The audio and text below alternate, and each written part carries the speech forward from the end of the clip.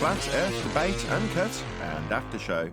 I'm your host, Nathan Oakley, and if you are new to this channel, or you've not done so already, then be sure to subscribe, hit the bell notification icon and join button if you'd like to become a Nathan Oakley 1980 channel member and keep up to date with the Flat Earth debate. If you would like to support the channel, there is a super chat that runs alongside each of these shows while they premiere, and there's also a PayPal, Patreon, crypto and thanks button in the info box below the video. Speaking of Patrons, I'm going to do a quick shout out to all of you who do support me on Patreon, so a massive shout out, thanks and appreciation to Flat Earth Sage, Goldie McKinnon, Phoenix Rising 86, Retro Bill, More Books, Cannabear, Fibre Oats, Michael Kahn, Rob H, John Kays, Patrick Gunnels, Banter, Will Brax, Troy Shuker, Harry Blade, Mobile Max 777, Neo the One, Rob W, Open Minded, Reese Pound, Del West Watson, Maria Neelands, Unbelievable Productions, Blue Ridge Ranger, The Real Gabster, Liam Nedrick Jr., Abraham Mohammed, Adrian Quintana, Skeptic 936, Life is Short, Texas Mike, and David Wayne Foster. So another massive thank you to all of you for supporting me on Patreon. Now I will hand over to whoever is in Discord and Google so you can enjoy their dulcet tones while I set up for today's live show.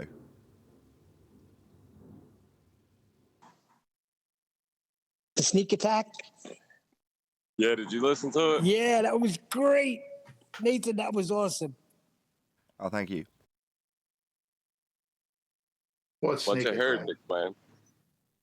But there's this Emma Peel lady in chat. She was like, this is ridiculous. The guy's just asking questions in the language or something like that. So I was like, do you think that he just came in and started swearing at this guy? This is now the 7th or 8th time going through it.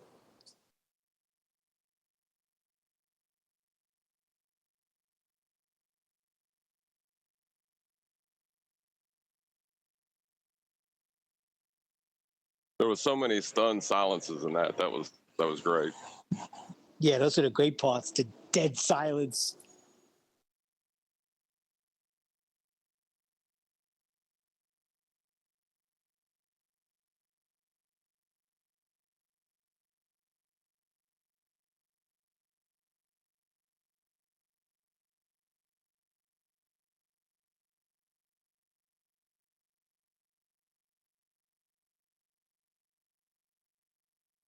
Sort of like now? It's not quite the same. Nobody really dropped a bomb on us. I thought I lost the connection. You're going to need ours to drop a ball on us?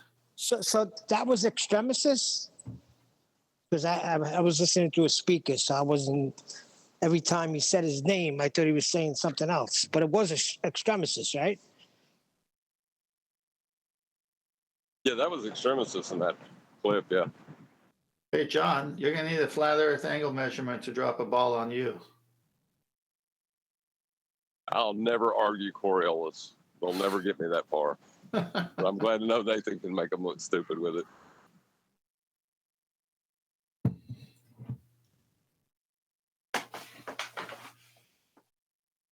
That guy yesterday was cracking me up. The one that used the double negative to agree with us, but it make it look like he was disagreeing. That was hilarious. So now that everybody knows the new question, right?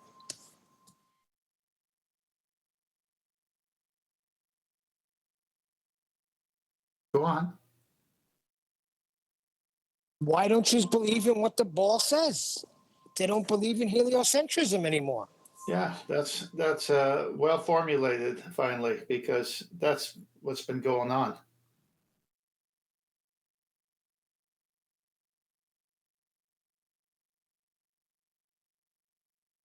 What's been going on for what, 5, 6 years? Yeah, how many times have we said, yeah, but you're supposed to see, you're supposed to you're supposed to experience it. We don't experience any of it. This is what if you believe in the ball, this is what's going to happen. We keep reminding them of this, and they want it both ways. So you're saying, no, I'm not saying, your rhetoric says. Yeah. We live on the ball. It's supposed to be this way. It's not, so we don't live on the ball. But now they want us to explain the contradictions too. No, you don't talk to people who are that, whatever you want to call them. You talk to people who are reasonable and could hold a conversation. And Explain to me why my religion contradicts itself right now, or I'm right, or my religion stands. hey, Eli.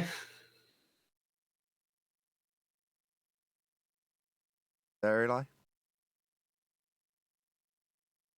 Hey guys,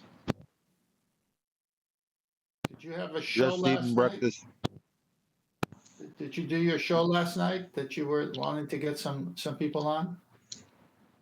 I didn't get on it. Okay. Witsit got on instead. A couple of others, but it's cool. I'll catch the next one. Pretty big audience over there. Where's over there? Another YouTube channel, Wu-Tang member, Killer Priest podcast. Is this a new subject for them, Flat Earth, or has it been ongoing? New kinda, and the comment section likes it more and more. The better the guess. Why didn't you get in there? I was kind of busy moving yesterday. Well, that would explain it. Never mind then. Yep. No, he was planning on it because he put a invitation in Master B, I think, saying anybody can join me, and then obviously he got busy.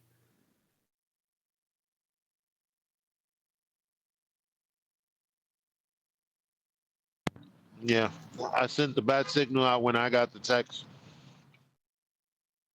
to see if anybody would also be interested. I think Brian replied. He wanted to know when the show was. Did you say you sent the bat signal?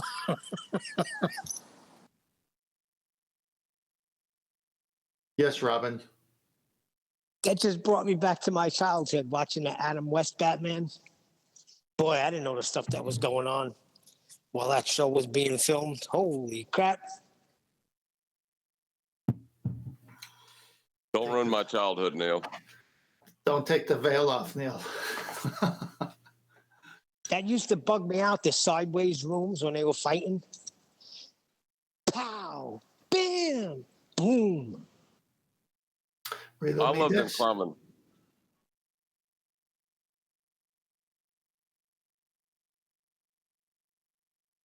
I was just gonna say I loved when they climbed up the side of the walls, but it, like it was just in leaning forward. It was hilarious. Yeah, they had a whole conversation as they were climbing up the wall.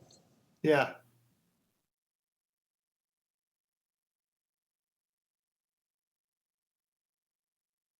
That was back when NASA had better cinematography than Hollywood, though.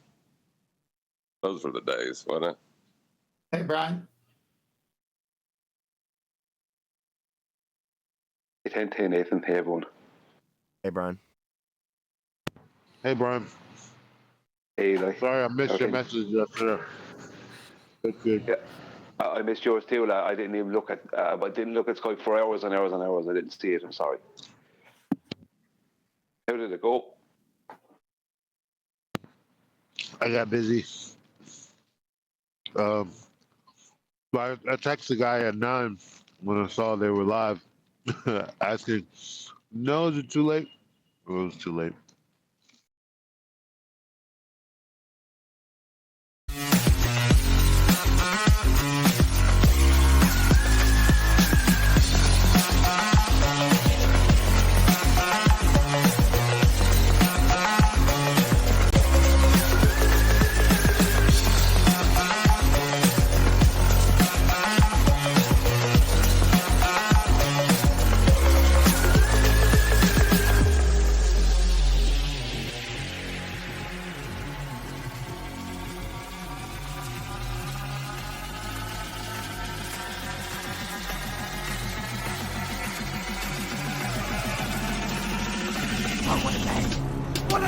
Welcome.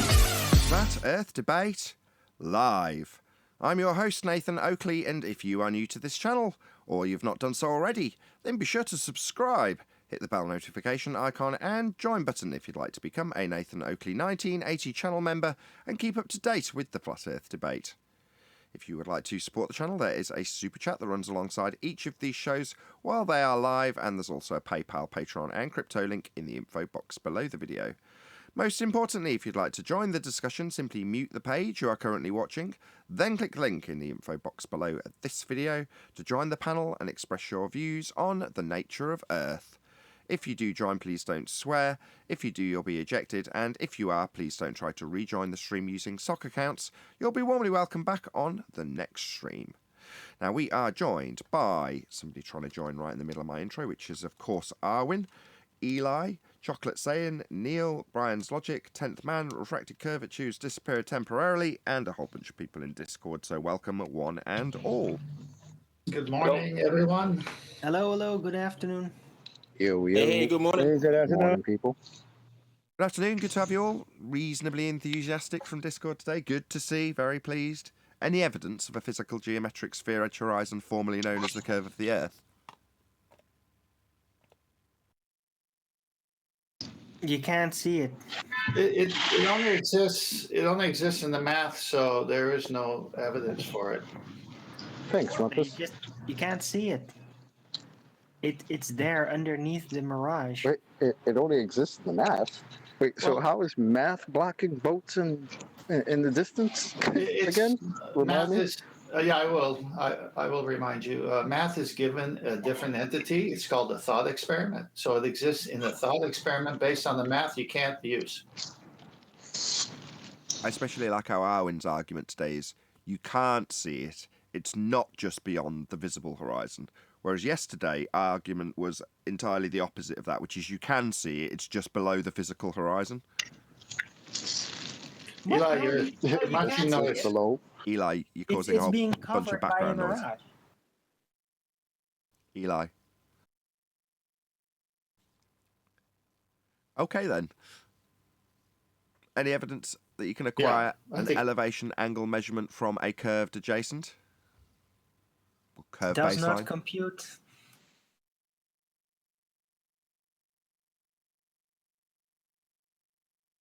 You try that again? No.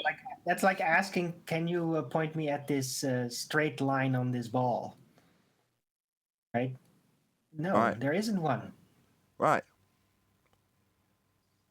No, they used the sextant on the surface of the Earth, and their Earth is supposedly curved, which means you can't use the sextant from the surface of a curved Earth.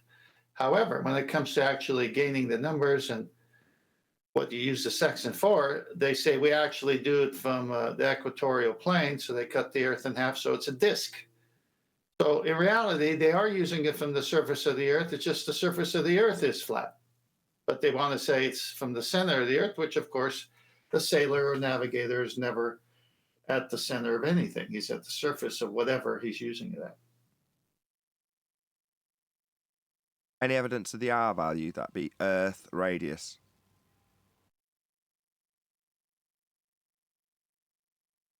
It's derived from a flat plane. Right. Nah. Exactly. Or Perspective. What? What? Yeah, Perspective? perspective. It's a Perspective's measurement of not- perspective. Perspective's not an R value.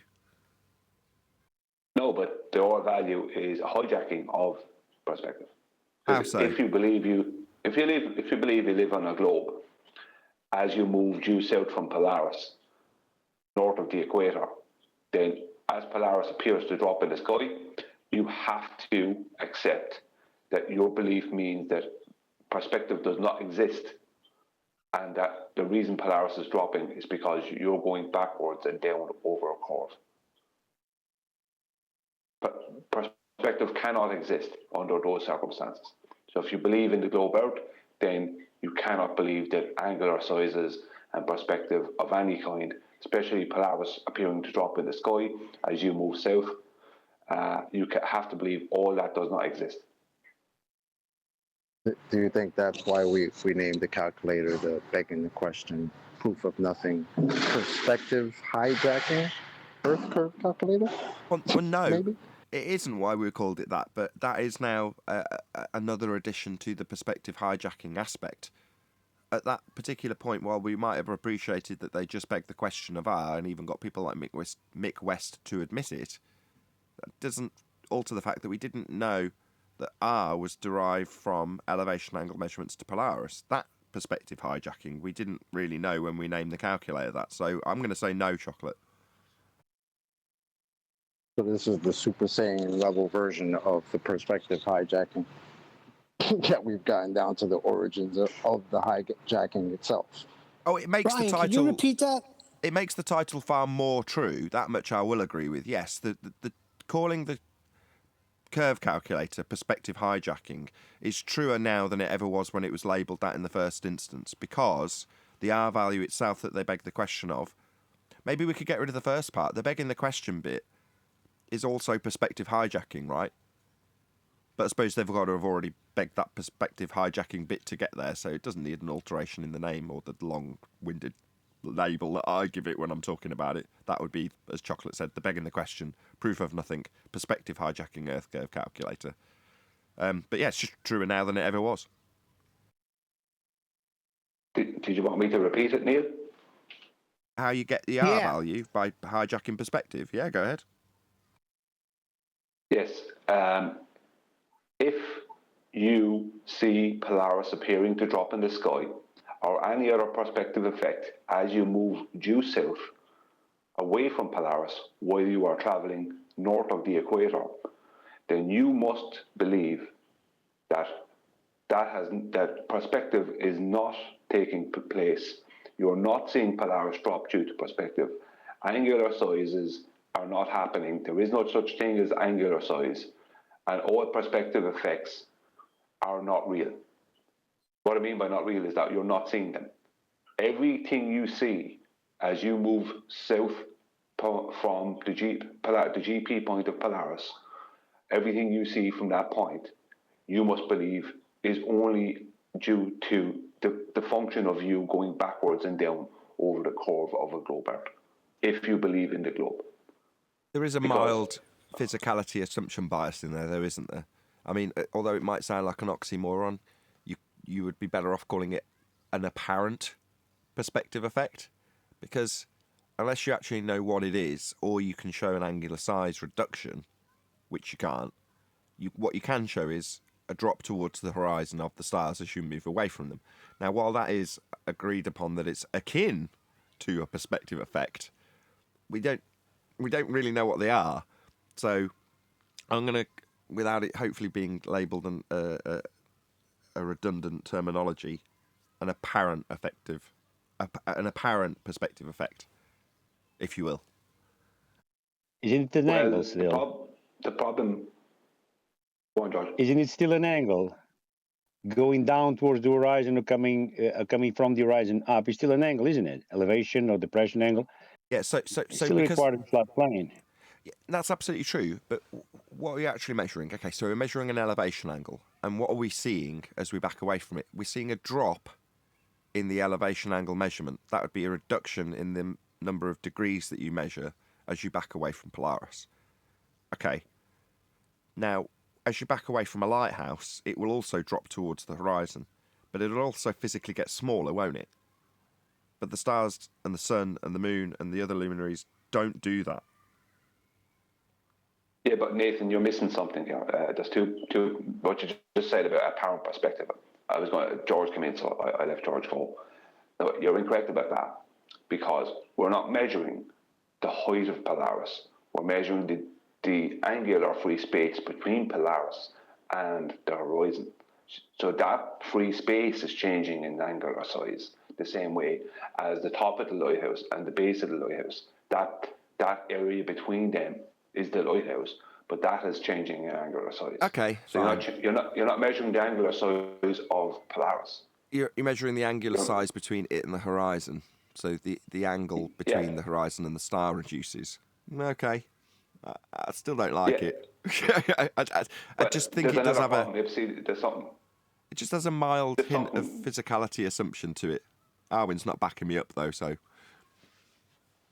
Well, it can't have, because I think it's just measuring his distance from Polaris. Oh yeah, what's the? That's requires a plane. Check it out, Brian.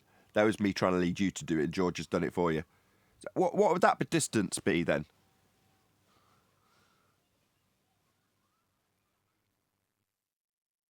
Only silence. You can get the distance to the GP with a clever bit of math. That's what you can get. The distance below it. But that distance across the land is the whole point of triangulating your position to find out where you are. Once you know where the star will be at a given time and you've measured that star's angle, then you can calculate where it'll be, the GP that is of the star, below it. But that doesn't tell you the distance to the star, so therefore it doesn't tell you that it's getting further away as it drops towards the horizon. Now, while I appreciate that would seem like the most obvious explanation, given that the position it's above is further away, and you can physically verify that, but it's still, for me, just that little step too far to start describing it in the star itself. Now, feel free to do that. I'm not going to ever object if you did it while in discussion, Brian, but I'm just saying what makes me uncomfortable about describing it specifically as a perspective effect at this stage. Well, yeah, but see, let me finish my second part. Okay. But first of all, you're only measuring the angular free space between the horizon and the star you see in the sky, this being Polaris for this example. Secondly, all angular size measurements or angular measurements of any kind, whether it be elevation angles or an angular size measurement, they're all measurements of perspective, because nothing is in its actual position. The only time that Polaris is in its actual position for you is when it's at your 90 degrees. Same for any other celestial body. And at that point, you have no idea, you have no idea how high that is. You just know it's at your zenith. So every time you do any angular, whether it be an elevation angle measurement or an angular size measurement, that's a measurement of perspective. It can't not be, because nothing is its angular size. It always has an actual size or an actual height, as opposed to its angular height, which would be Polaris. That's all you're measuring with Polaris. Polaris's angular height above the horizon, or a lighthouse's angular size, let's just say, from a distance. But it's not its actual. You don't know its actual. You can find it out, but at the height of the lighthouse, but you won't be able to find out about Polaris. But for elevation angles, it doesn't matter how high the star is, because you're measuring its angular height in reference to the horizon. So it's always only a perspective measurement, or a measurement of perspective. And that makes sense as to why, when we used to say perspective, like 5-6 years ago, they used to get so tight about it. Like, you can't say perspective. All you got is perspective. They would make fun of us for it, right? But when you find out that's literally the key, well, then that makes sense why y'all lost your minds about that. Until one day you want to come in here and be like, oh, but you guys forgot about perspective, Nathan. That was unorthodox. Hilarious. What he didn't mention, and he should have mentioned, was the 90-degree angle. Because whatever angle you're going to measure to Polaris, no matter how far away you are, you're going to have to deduct that from the 90-degree in order to give you the distance. No. And that requires a flat plane. No, I'm just talking about the perspective side of things, George. I did mention Polaris at your 90. Now, I'm just talking about, I have a presentation on this coming on how the globe's radius was formulated in the next couple of days. And I'll have that out in Nathan's in the next couple of days. It is, I'm not giving too much away, but I'm giving enough away. Basically, my point being is that the globe's radius, right, or any radii they claim, they all originated as perspective measurements over a flat plane. Can't do them without that. That was step one.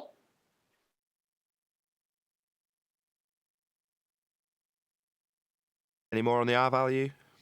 Any more for any more? What R value?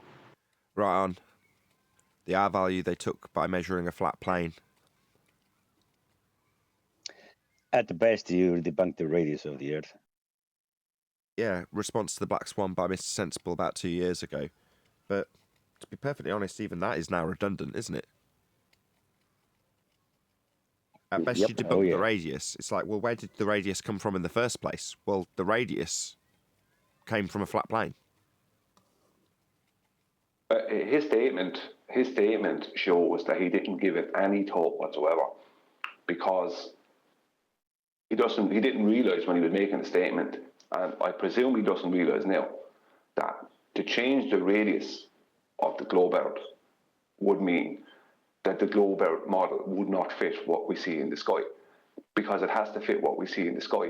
And they made sure it did, because they made sure to use the angular height of Polaris as the baseline, unintended, to their radius. So they I've been saying that for years, Brian. Yeah. If it fits, they have to make it fit. They have to make it fit the sky. Otherwise, they couldn't sell it to anyone.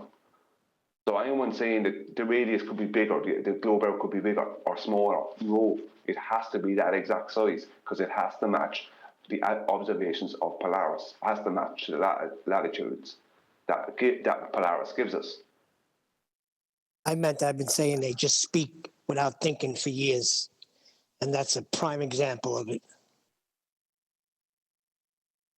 Well, if you wanted to skip past the using a flat Earth to get that angle measurement, there's a way to check it, and you could measure the horizon, and assuming it's a ball, and that horizon's a tangent point, you could just do some trig to figure out the radius of Earth if that were true, right? No, you can't. That's what they've done, Brian, isn't it? Hold on. He's talking about Al-Biruni. No, he's making. I think. And correct me if I'm wrong, but my summary understanding is, and I like it, because he's saying fundamentally, it is a derivative of the behavior of the skies. And if we're going to hijack perspective, turn it into curvature, then the behavior of the skies in of itself has limitations if you make those assumptions. So it is going to constrain your R value. You are limited. You can't tweak your R value, because it will no longer match with the skies. Is that what you're saying? No, that's exactly it, Adam. They had to make sure that the R value was derived from flat Earth measurements of the sky to make sure that their globe matched what we see. Because, as you just said, if they changed the R value, made it bigger or smaller, then their model will not match the celestial sphere at any point.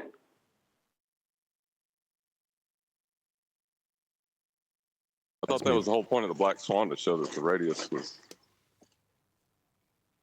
Yeah, it is. That's the whole point. But there's obviously two methods of deriving an R value. One is the Al-Biruni method, which, thinking about it, is more of a confirmation. In other words, once you've derived your radius value by measuring the drop in angular height to Polaris as you back away from it, and getting 1 degree for every 60 nautical miles. Nautical miles. Yeah, nautical. Yeah. I've started to get it right now. It's a 69 statute. Okay, well, once you've got that, then to confirm it as valid, because obviously that's only using the stars. Now, if you've not been told that angle's been transposed down from the tool measuring a flat plane to the arc of the tool being the surface, in other words, you're moving around the arc of the tool because you're on a globe, to change the angle, like you're rotating the protractor rather than actually measuring the angle. Well, once that's assumed and you don't know that, you could say, well, I know we're on a sphere, how can I confirm it? Well, I can confirm it by admittedly measuring a flat plane to get the height of the mountain, but if we ignore that bit, you could then derive it by dip angle measurement, which would be necessitated by a sphere Earth radius 3959. It would have a geometric limitation at 1.2 times the square root of the observer's height in feet. So yes, although it started off with the black swan, in an order for a globe, it would be derive the R value from measurement to Polaris, and then confirm that you've got a sphere edge, as you suspected by the measurements to Polaris you now assume are on the arc of the tool rather than the flat plane you measured them from. But Al-Biruni could never have done what he was claimed to have done, because the horizon he would have seen would never have matched what the globe Earth's geometric horizon from the maths. So he had to already have those maths. And what he did is he had, This is why he couldn't have done it, because refraction was supposedly not known then. So he would have had to add 7/6R to get any calculation based on the horizon he sees. Because when he goes up high, when you go up high, you're seeing more clearly an horizon at distance, and you will never see that horizon even be close to what it would need to be, what it would need to be if you were believing you were on a globe Earth, because that horizon will be so far away from what it would need to be for that height for a globe Earth. It would never work. I know this myself. I have been and I've seen every time for the past 7 years, and either of our opposition come at us with observations, especially when they're from high up. They always have to add as much 7/6R as possible, because the horizon never ever matches what they would expect it to match on a globe. They tried to do it from low down, kind of close to the waterline observations at times, and they were just messing around with horizontals and trying to claim that was a geometric horizon. But when you go up high, like he's claimed to have done, then that horizon, you won't be looking so horizontally through a lot of different refractive effects. You will be seeing an horizon that where it'll be. My point is that the horizon that he saw was always going to be way further from his position than it would need to be for him to believe he was on a globe. So if he did use that horizon, then the globe he'd be claiming would be way bigger than what it is.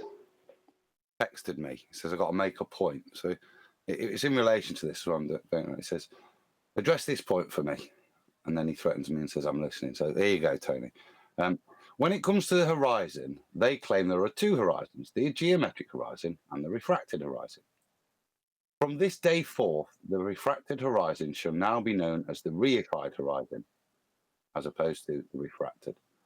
Hold on a minute. The globe doesn't claim two horizons. Anti-flat earthers do. Why are we bringing 7/6R into this? That's correct. That's another. I'm glad you brought that up. Point. Exactly. Sorry to disagree with your reading out Tony's question, but there isn't a second horizon to justify it as a reified horizon. The horizon in the begging the question proof of anything perspective hijacking Earth curve maths is geometric. It's the limitation that used to block the Isle of Man. It's the limitation physically blocking boats and buildings. It's the one calculated to be blocking skylines in the distance. That's the physical limitation. That's Earth curve. And as you've just said, John, there is no refracted Earth curve edge horizon. That's an anti-flat Earth made up in contradiction with the actual globe Earth maths assertion. It's not a globe assertion. The globe assertion is the horizon's Earth curve and boats will go over it.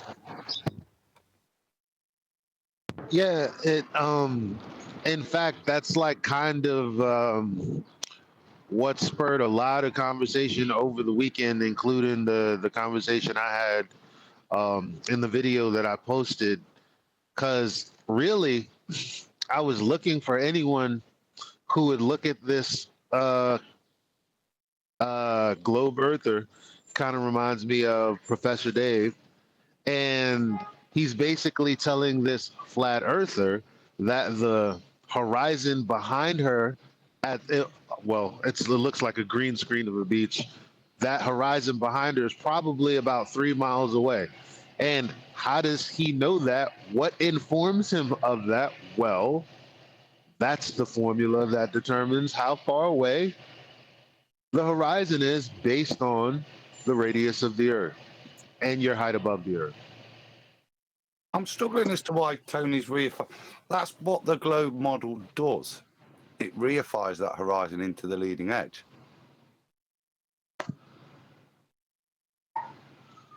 They say it's refracted, but the purpose of them saying it's refracting is so that they can reify it as into the globe model, that it is the edge of their sphere. It is physical, even though it's not. The ones, right, but who debate it. But once it's refracted, it's no longer geometric. So you say they refract it so they can reify it back into the physical geometric horizon that's been refracted. But the moment they refract it, it's not geometric anymore. So it's a paradox the moment they refract it. They can't get the geometric horizon if the horizon they claim they see is refracted. If they say it's refracted, it means there's a bent line to it, which completely destroys all globe Earth geometry. Yeah, agree. But So their I think defense it's- is bally, though, isn't it? It's not anti-flat earthy still. I think that's the defense I'm putting in.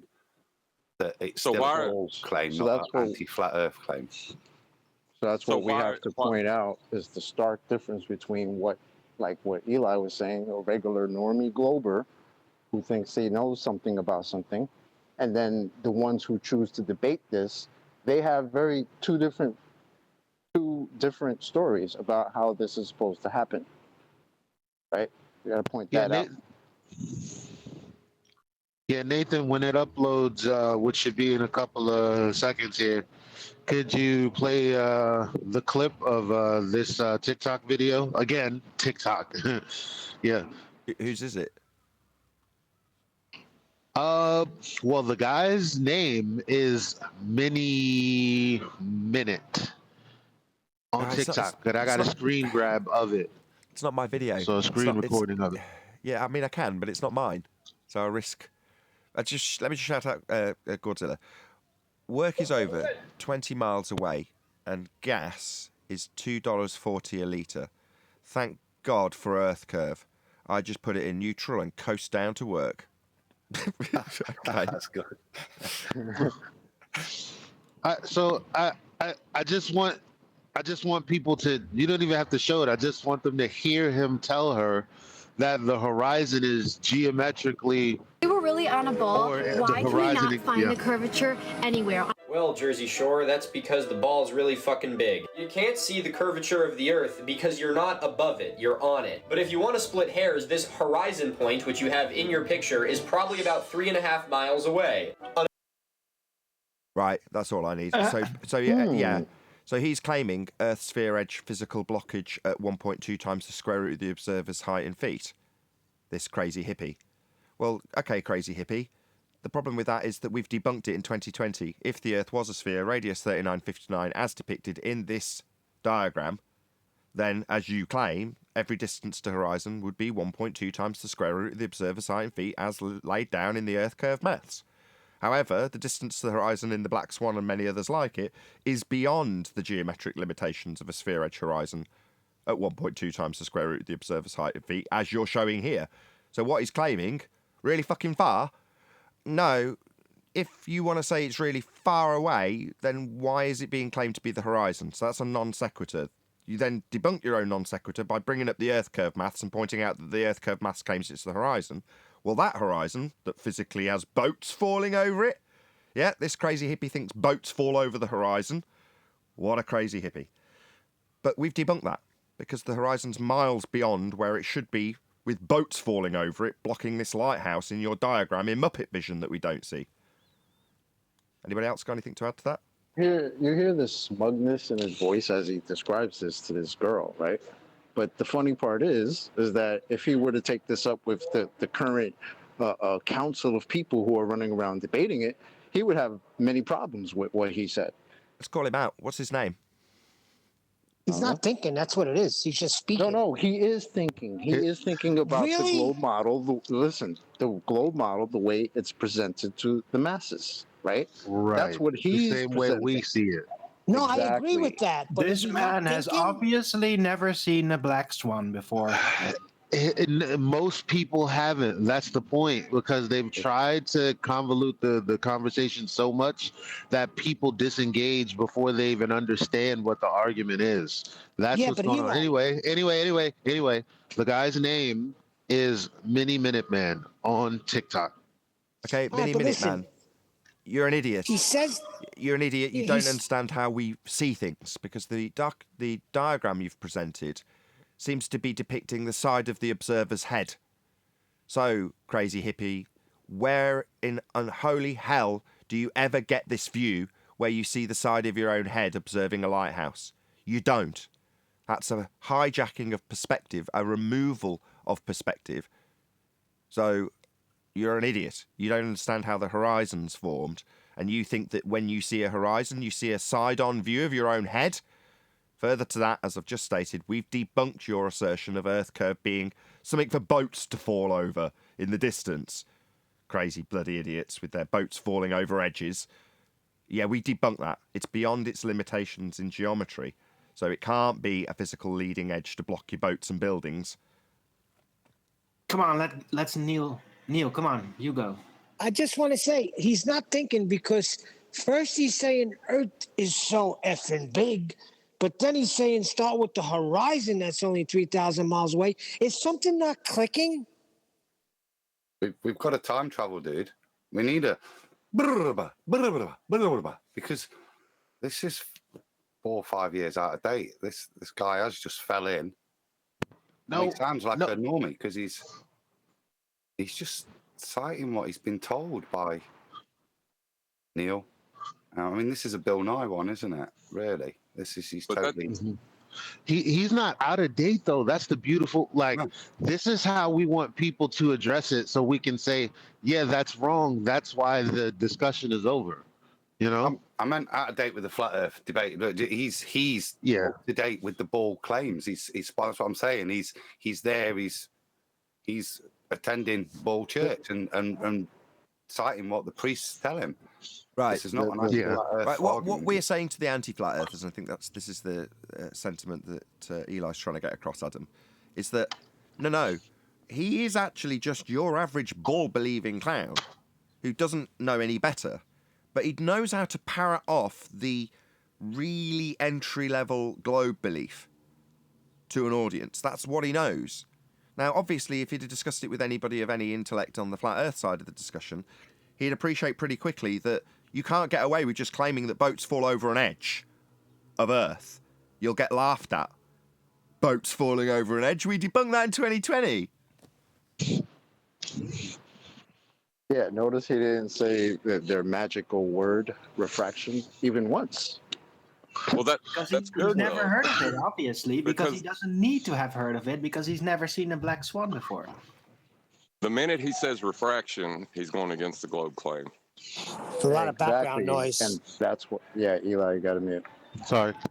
And that's exactly why he didn't say it, because he's going by the standard globe claims of the horizons over there, and that's what it is, because we live on a ball. He's not going against that. He's actually fighting for that. Unlike these guys who enter this debate and have to change that and flip it to their own narrative in order to make their debate work. It has. And why can't he have? And we gotta. XR? Yeah, that's non sequitur. Because and I say that's non sequitur because what does light have to do with an obstruction of light? Nothing. Well, it's part of their claim, though. Right, but it's a non sequitur claim. Because they're saying, well, I'm supposed to interpret this 7/6R as, okay, the hill's not there, it's actually there instead. Nah, son. But the whole geometric, I'm going to deal with small bit now in a minute when Nathan is ready. I'm going to present where their radius came from. Their whole geometric horizon claim, that's all comes back to their radius claim. You know, that's what it is. It's like us even arguing about their geometric horizon and we don't see it is even pointless after I present this. I think it is anyway. Well, it's not pointless because they're heretics the minute they say that their geometric horizon is refracted. I'm not being argumentative. I'm asking why. Why? Because I don't see that as them going against their own rhetoric. It's a strap on that they add in, but it's still part of the mainstream rhetoric. 7/6R to me. It's not. For the target, not the horizon. Right. That's with respect to the horizon. 7/6R. You can't refract the horizon. The geometry depends on you having a straight line to it as a tangent point. So the moment you bend that straight line tangent point in the geometry falls apart. So we've been saying it since 2020. The moment you refract what is required to be a straight line, that's a tangent line, it's game over. I agree, but the point I'm making is that's what we did to the globe model, wasn't? That still sits in the 7/6R. Still, for me, sits with a standard ball believer, not an anti-flat earther.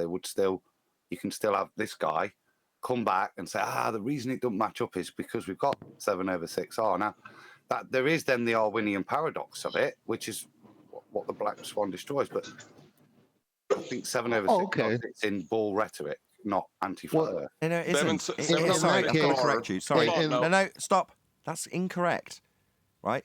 While you might be able to dig out anti-flat earther Andrew Thomas Young, claiming that we draw a line of sight to the visible, apparent horizon, that's not that doesn't jive. You can't have Andrew Thomas Young claim to be mainstream rhetoric. He isn't. He's an anti-flat earther because he's drawing a straight line to a horizon we can't see. His diagram's got two horizons. It's farcical. Now, if you go to any Earth curve calculator, you won't find a claim to be... The calculators are claiming to prove Earth curve. They're called Earth curve calculator.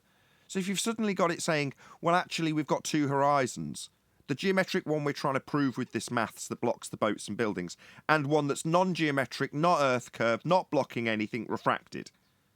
You won't find that in an Earth curve mathematics calculator because it doesn't exist. It's not current globe Earth rhetoric to refract the horizon.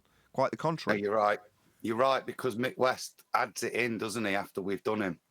That's why he did the rumpus, because it wasn't in there first. I stand corrected. It wasn't part of the ball rhetoric, even when Mick West did his fudge. It's only upon response to flat earthers that they then build it in so that you can have a refracted 7/6 refracted horizon. That's added in years later, isn't it? Correct. So I'm wrong. Yeah.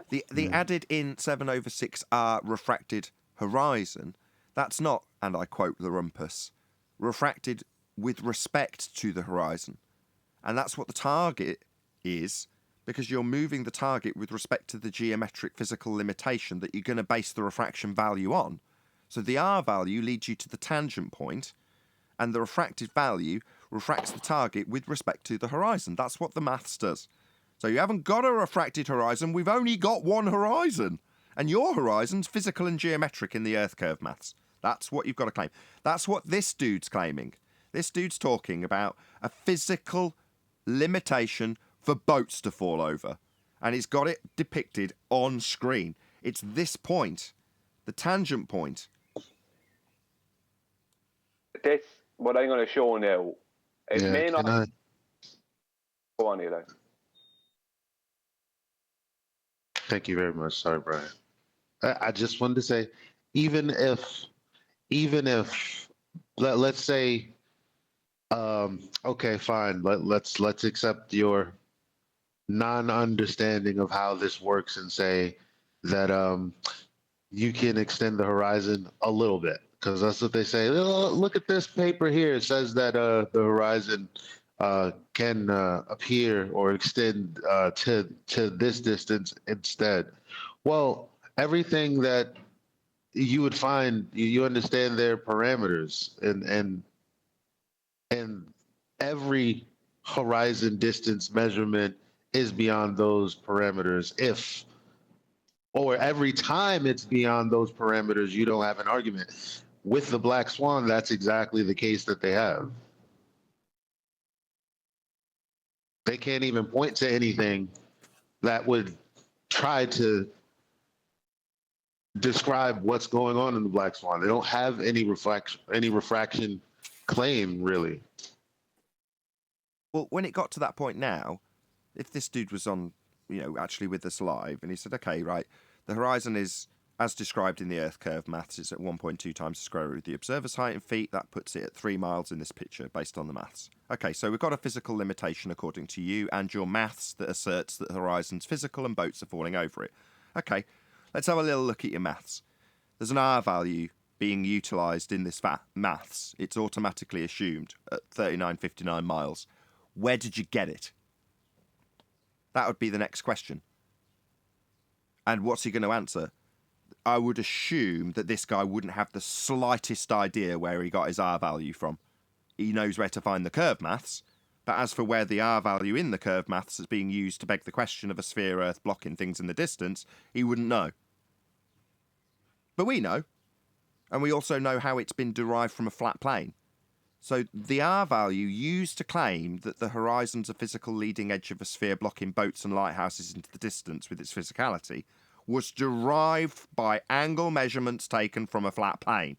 So this guy's model that he's talking about originated as a flat plane. That diagram that he had on screen, that was taken from a flat plane.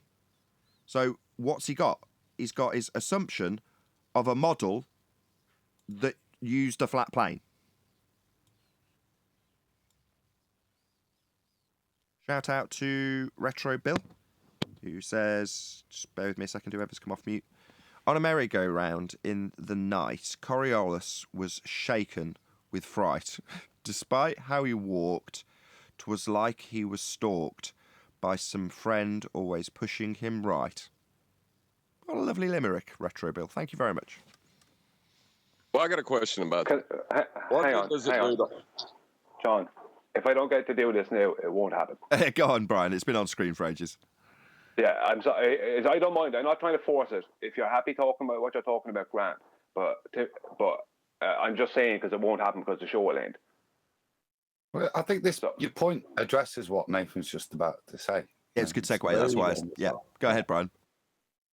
Yeah. Okay. Okay. I don't have the diagrams ready for this. I didn't get them together, but just because we're talking so much about it, I said now we're just going to do it. So it's going to be all reading. There'll be some parts of this that won't make any sense at the start, and but I had to put them in there to relay them in. You may not even tweak them, right? But just if you do, there's a reason for them. Okay, this is where the globe out radius came from. Flat out radii, right? The heliocentric claim of 3 radii. First one, the polar radius of 3950 miles. Second, the equatorial radius of 3963 miles. And third, what I term the necessity radius of 3959 miles. The real radius is 3958.09491 miles statute. The real radius is a back calculation of the actual radius of 3439.49 miles nautical. This radius is the radius of a circle that is 21,600 nautical miles in circumference. 21,600 nautical miles broken into 4 equal parts will be 4 times 5,400 nautical miles. 90 degrees as minutes of degree will be 5,400 minutes of degree. There is 5,400 minutes of degree between 90 degrees and 0 degrees. There is 5,400 nautical miles between the GP point of Polaris and the equator line. The distance of 5,400 nautical miles between these 2 points is measured using elevation angles and their corresponding zenith angles. This measurement requires certain pre-assumptions to be actualized. First, that both the observer's zenith and the zenith from the GP point be parallel to one another. Second, that the baseline of this elevation angle measurement will be the surface of Earth. Third, that the Earth has an underlying horizontal baseline, as all elevation angles are Pythagorean right-angle triangles. Fourth, that all angular measurements are measurements of perspective, as they are always performed in reality. Fifth, that our natural perspective view dictates what angular measurements we get, as all angular measurements are measurements of perspective. Sixth, that angular height or size is not actual height or size, as angular size is a function of perspective. Seventh, that the height of any celestial body, including Polaris, is unnecessary for us to know when we are looking to use a celestial body's GP point to formulate a geometric horizontal distance to that same GP point. So to formulate a globe outer radius value, they had to start with a 21,600 nautical mile flat earth diameter measurement. They began by using the 5,400 minutes of degree that are found between 90 degrees and 0 degrees, which are measured between parallel zeniths. These minutes of degree are measured off the multiplication by 60 of the zenith angle. The zenith angle is the corresponding angle to the starting elevation angle. The elevation angle is a right-angle triangle that is always less than 90 degrees. The zenith angle is determined by the subtraction of the elevation angle from 90 degrees. To gain a horizontal length and distance to the adjacent baseline of the elevation angle, the zenith angle is multiplied by 60. If the zenith angle is 90 degrees, then this means that the elevation angle is 0 degrees, and the horizontal length and distance of the adjacent baseline is then 5,400 nautical miles, as we will have counted 5,400 minutes of degree. All minutes of degree are converted one for one into nautical miles. All nautical mile distances are horizontal distances determined by the length of the adjacent side of the elevation angle, which is always a Pythagorean right angle triangle. So to get to a globe Earth radius value, they first had to use the observed and measured flat Earth elevation angles to Polaris, which culminated in a horizontal 5,400 nautical mile distance between the GP point of Polaris and the equator line. They then multiplied this 5,400 nautical mile distance by 4 to get 21,600 nautical miles, as 5,400 corresponds to 90 degrees, and 4 times 90 degrees is 360 degrees. So essentially, they are hijacking not just known flat Earth measurements, but also the arc scale. As all angular measurements are measurements of perspective, any hijacking of these measurements is a direct hijacking of perspective itself, which is exactly what heliocentrism did. As they took flat Earth elevation angle measurements that were performed using the arc scale of the protractor, etc., and used these measurements to create a false circle of some 21,600 nautical miles in circumference. They then divided this 21,600 nautical mile circle by 3.14 to gain the diameter calculation of 6878.9808917197452223. It's important I read that out. This figure was then halved as a way of divining a radius value to their 21,600 nautical mile circle, which gave them a value of 3439.490445859872611. This figure was then converted to statute miles, which gave them a figure of 3958.0949152570700064. So you're starting to see where their radius came from. 3958.0949 is the real globe Earth radius, as the polar radius of 3950 and the equatorial radius of 3963 and the averaged radius, what I call the necessity radius earlier, of 3959 miles, does not work with the latitude and longitude grid. You see, this is the problem. None of these other three radii here, 3959, the 3959 as is often quoted by QE and used in the Black Swan, the 3963 and the 3950, the equatorial and polar radius, none of them match the latitude and longitude grid. The one up here, 3958.0949, that's the only one that matches it, and the reason that matches it is because it's conversion from nautical miles, and the nautical miles is backing the nautical mile radius, which is not, there's no such thing, but there it is, which was a conversion from that to this, and that's how they began to formulate their 3958.0949 actual real globe Earth radius that doesn't exist. But anyway, I'll move on. The reason they don't work with the latitude and longitude grid is because they are not directly converted from nautical miles. So consequently, they are not directly converted from minutes of degree. The 3959 mile radius claim is a rounding off up the way of the actual 3958.0949 radius. And this is done as a way of hiding truth. What do I mean by this? What I mean by this is that most people think that the conversion from nautical miles to statute miles is a 1.151 ratio. This is not true. The actual ratio is 1.1508 and not 1.151. So why is this important? It's important as it removes the connection between flat nautical mile measurements via elevation angles and the globe Earth's radius claims. But the plot thickens as we also have two more radius claims, and none of them mathematically match the latitude and longitude grid either. We have a polar radius of 3950 miles and an equatorial radius of 3963 miles that seem to have come from nowhere. Of these two numbers, the polar 3950 should match the nautical mile radius measurement of 21,600 nautical miles circumference, but it doesn't. So neither this 3950 claim or the other 3963 claim will mathematically match the latitude and longitude grid. But they do have a purpose, but just not a purpose mathematically that is immediately apparent. If we add, this is the part that's going to stick in people, and I have to just report the truth. It is what it is. If we add 3950 and 3963 together, we get 7913. These are the two that's the polar and equatorial radius claims added together, comes up with 7913. And if we convert this number from statute miles to nautical miles, we get the figure of 6876.208996356306816. It's important I read all of that. And if we add these numbers together, we get 99. And if we add 9 and 9 together, we get 18. And if we add 1 and 8 together, we get the number 9.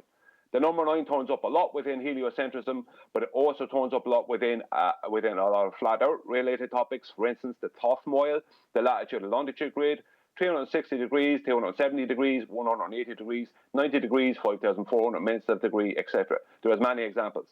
The reason for this is not important right now, but what is important is that we understand that heliocentrism seems to be hijacking numerology along with flat Earth measurements to make their radio claims. That's not something I'm trying to force. That's just the way it is. There was no connection to 3950 polar radius that they claim and the 3963 equatorial radius that they've been claiming. None of them two in any way will mathematically fit the latitude and longitude grid. They don't. Only the radius that I formulated that is close to the 3959, or the 3959 is a rounding off up the way of. That is the actual statute mile radius of the globe. But that had to be converted from a nautical mile Mach radius. You can't have a nautical mile radius, but that's what they had to do because they had to use the 21,600 mile diameter measurement, which is what you would have across a flat plane using the longitude lines. They had to use that and make a circle out of it. This circle went through the North Pole. So Perfect. The last part is Eratosthenes. I just threw this in because it's important. Eratosthenes measured part of a flat Earth diameter between Alexandria and Syene, with the horizontal distance he was claimed to measure accumulating as 500 modern-day statute miles. He performed this measurement using a well as the sun's GP point at a certain known point of the year. From his position, he measured an elevation angle to the sun of 82.7586 degrees. And 82.7586 degrees subtracted from 90 degrees equals 7.2414 degrees. This 7.2414 degrees was Eratosthenes' zenith angle, which he then multiplied by 60 to gain a horizontal distance along the adjacent side of his right triangle of 434.48 minutes of degree, which he then converted into 434.48 nautical miles of horizontal distance along the surface of Earth. 500 miles statute converts to 434.4881205.83616 miles nautical. So this is essentially what Eratosthenes did, with the exception of him not using statute miles. The heliocentrists also hijacked him and his flat Earth diameter measurements at the end. Awesome. Just a couple of things. I mean, I'm glad you're saying you don't want the numerological conclusion to be forced down anybody's throat, because you'll have to go some with me to convince me. Not necessarily just through ignorance, but for a whole number of reasons. But you didn't necessarily focus on that too much. The other thing is, it's just rounding up, as opposed to rounding up the way. I think you dropped that in for humorous effect, though. Am I wrong? Yeah, I knew you'd have a laugh at that. I loved it. Rounding up the way. I did laugh. I like the fact that it was written down. I mean, I've heard it many times, but yeah, I heard you say it, and I went to the slide, Brian, and to see it actually there, beautiful, mate. I love that. That's exactly what I did. I heard him say it, and I glanced across to see if it was in the presentation. He'd actually written it down, and he had. Very good. No, good. I'm glad you've actually dedicated that. I hope you do also turn it into your own video, maybe jazz it up a bit with a couple of images. It doesn't need many, but that's brilliant. I mean, this is the first time it's actually been dedicated to tape, to my knowledge, in terms of the long-winded explanation for how your radius values derive from angle measurements from a flat plane. And Brian's just laid it out for you in the most detailed way I've seen done so far. Excellent work, Brian. Thank you very much for sharing that with us. Thank you, Nathan. Excellent. Yeah, brilliant. It can't. That is where it came from. That it came from flat Earth elevation angles to Polaris, because, as I said earlier, I hadn't really got this fully finished, but I said that I go along with it because I had added in earlier that their radius has to match what we view in the sky, but it also has to match the latitude and longitude grid. It has to match that, and that's why their radius had to be what I showed earlier. There's no other way. That's the number it has to be. I'll see if I go back up to it there.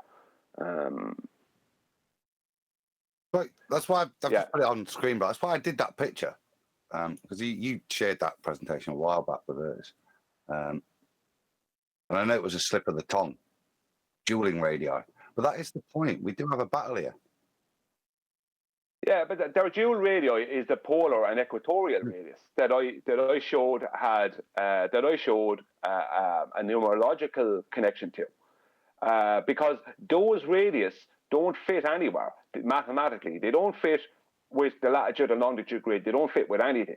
Like the latitude and longitude grid can't work if they have those dual on their globe. It can't work if they have a polar radius of 3950 miles and an equatorial radius of 3963 miles. It doesn't work. It has to be a continuous scale. Like there has to be 16 nautical miles per degree, and it can't be 16 nautical miles per degree if the sphere is not a perfect sphere with a radius of 3958 point. I don't know where it's at. They're going 39. Where is it? 3958.040949. It has to have that to match the latitude and longitude grid, because the latitude and longitude grid is formulated from elevation angles to Polaris. So it all comes back to, it has to match what we view in the sky, and that all started, the baseline for all that was elevation angles to Polaris. It had to match what we view Polaris doing as we move north towards its GP point or south away from its GP point. And that's why that 3958.0949 is their actual statute mile radius. I'm going to read out a quick super chat from Retro Bill. He says, there was once a fly on the wall. For months he would not fall. His feet were stuck, or was it just luck? Does gravity miss things so small?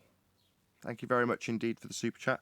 But with that, I'm going to say, if you are watching this on either Nathan Oakley 1980 or Nathan Oakley Programming streams, then stay tuned, as there will be an after show to follow. Unfortunately, though, if you are watching this live, this is where we bid you farewell. A huge, massive, enormous thank you to all of you who smashed the super chat, liked, commented, shared, subscribed, hit the thanks button after the video's finished, and all that good stuff. Another massive thank you to today's Discord and G+ panels for making today's live show possible. Once again, stay tuned if you're watching on either Programming stream. I've been Nathan Oakley, and I will see you all in the next video.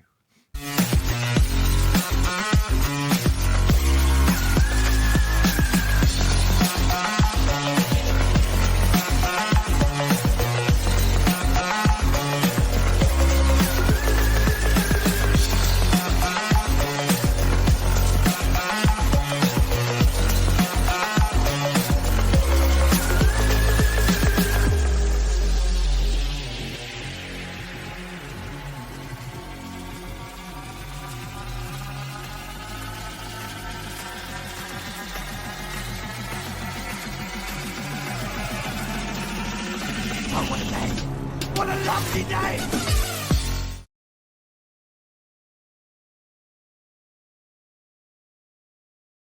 Of the surface, and nothing to do with perspective.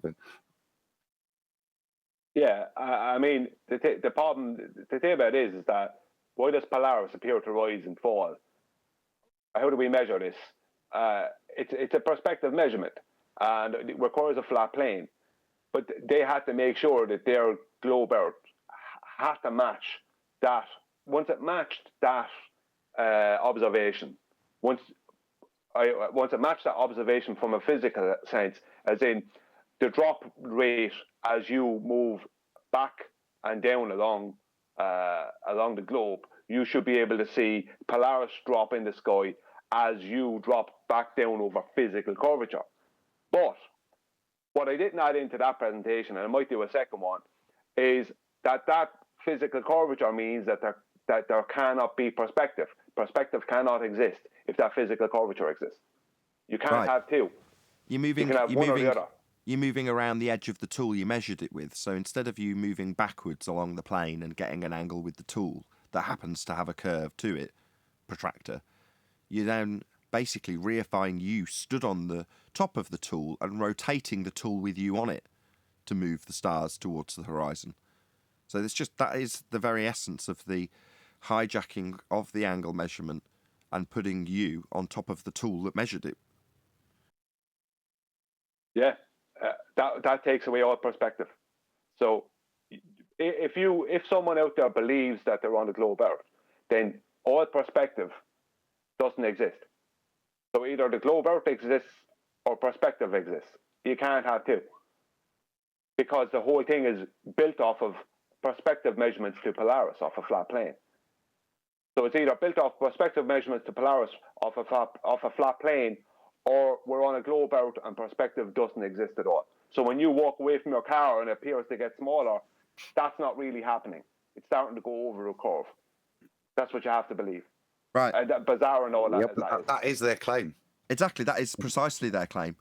It's not that it's getting smaller into the distance. No, it's going further around the ball. You're twisting yourself around the tool that you measured the perspective to the stars to get an R value to assume that you're moving away from it by rotating away from it. Wow. When you put it that way, that's insane. Yeah, they don't have perspective. Earth curve is basically just perspective. That's what Earth curve is. Right. Yeah, In this there. is why they hated it when flat earthers 5 years ago were arguing perspective. They say it can't be that, you crazy flat earther. It can't be perspective because it isn't. This boat, yeah, it isn't. This boat is being disappeared because it's going behind a physical curve. Right, and how do they do it? Necessary. Let's show you with the guy who's brought up on the show from TikTok.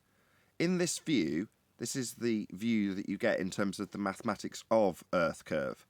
The view is an orthographic representation, as I said on the live show. You're seeing the side of your own head.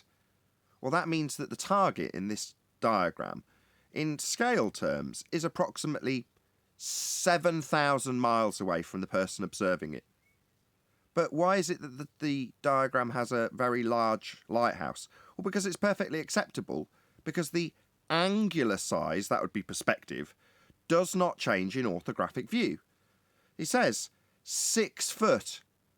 So it's a 6 foot man and a 100 foot lighthouse, right? So it's a 100 foot lighthouse if it's 1,000 miles away, if it's 6,000 miles away, if it's 1,000,000 miles away. The angular size, that would be the perspective representation, an angle decreasing as it moves further away from you. That's perspective.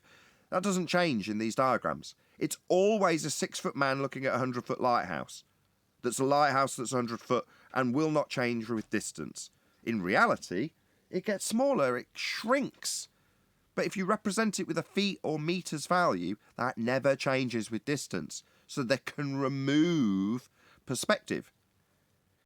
Well, they remove it within the math, right? So you're still looking at a picture of a mountain in the distance and you think like, oh yeah, that's like, I'm going to pay attention to how much over the curve this should be. But you completely overlook in that entire process that the orthographic view and an actual perspective-based picture are not compatible, because as you said, the actual size doesn't change over a distance, and in the other it does. So they just replaced the size change with a height change on a presupposed globe, and that's how it fits.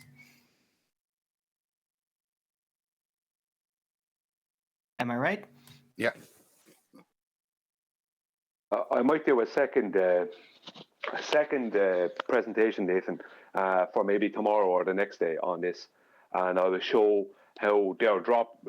I'll work off of like what are they talking about? They're talking about an 8 inches per mile, because I didn't add that part in. There were certain things I kind of kept out because there was a lot to add in there. But they were talking about an 8 inches per mile square drop, right? And what are we talking about? We're talking about an angular drop of Polaris. So their 8 inches per mile squared drop is a direct mathematical result of the hijacking of the angular drop of Polaris. And that's what it is.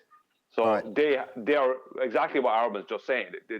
Their drop rate is a drop rate that is the hijacking of the mathematical hijacking of perspective when And it works. watching the angular drop of Polaris. Right, but when you translate it into items falling behind a physical geometric sphere edge horizon at 8 inches per mile squared, if you actually draw out that, I think it's a parabola, the shape that it makes, within the first 1,000 miles of that, it basically is a direct match with linear perspective. It's perfect. Beyond that, it goes a bit wayward for the curve of the Earth.